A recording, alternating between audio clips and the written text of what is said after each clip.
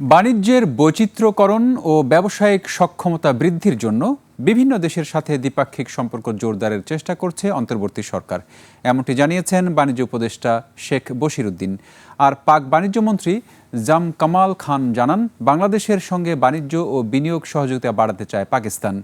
Chittagong world trade সেন্টারে সফররত পাকিস্তানের বাণিজ্যমন্ত্রীর সঙ্গে ব্যবসায়ীদের এক মত বিনিময় সভায় এসব কথা জানান তারা। চট্টগ্রাম প্রতিনিধি হাসান ফেরদৌসের তথ্য ও ছবিতে ডেস্ক রিপোর্ট। ওয়ালটন এখন দেশের সীমানা পেরিয়ে পৌঁছে গিয়েছে 50টিরও বেশি দেশে। ওয়ালটন, ঘরে ঘরে বিশ্বজুড়ে। চট্টগ্রাম ওয়ার্ল্ড ট্রেড সেন্টারে সফররত পাকিস্তানের বাণিজ্যমন্ত্রী ও বাংলাদেশের বাণিজ্য উপদেষ্টার মতবিনিময় সভা। সভায় বাণিজ্য উপদেষ্টা বলেন, প্রবৃদ্ধি ও প্রতিযোগিতামূলক আমদানি সক্ষমতা বৃদ্ধি নিয়ে পাকিস্তানের সাথে ফলপ্রসূ আলোচনা হয়েছে।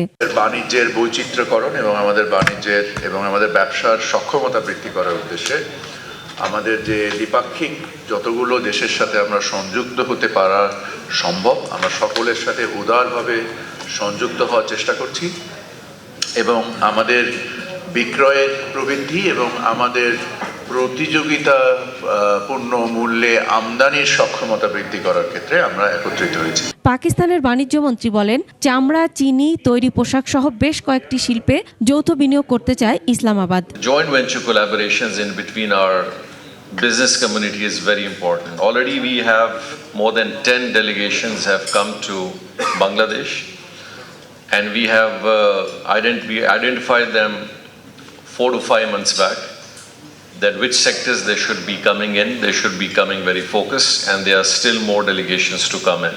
With leather, footwear, as I mentioned, your excel in the ready-made garment sector in Pakistan. They are also in cotton producing, wheat supply, rice, and so many other things. So I think there's a very good collaboration which can take place. এবছরের শেষে বাংলাদেশ পাকিস্তানের সরাসরি flight চালু এবং সমুদ্র বন্দরের মধ্যে connectivity বৃদ্ধি পেলে আমদানি রপ্তানি বাণিজ্যে নতুন দুয়ার উন্মোচিত হবে বলেও মন্তব্য করেন পাকিস্তানের বাণিজ্য মন্ত্রী। Your country's business and the challenges which you have faced. Masum আলিসা, desk report, 21 television.